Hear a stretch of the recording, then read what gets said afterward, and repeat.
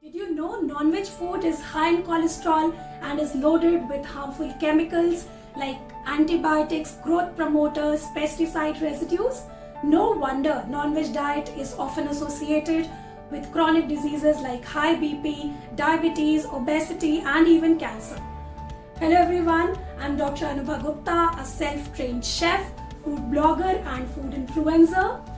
So today I have got plant-based versions of popular non-veg dishes.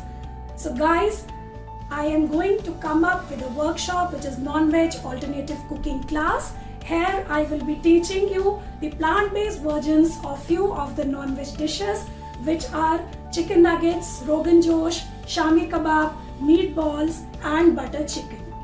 Guys, I request you to join me for this workshop where I will be there to support you throughout during the live sessions as well as through the WhatsApp support group even after the session.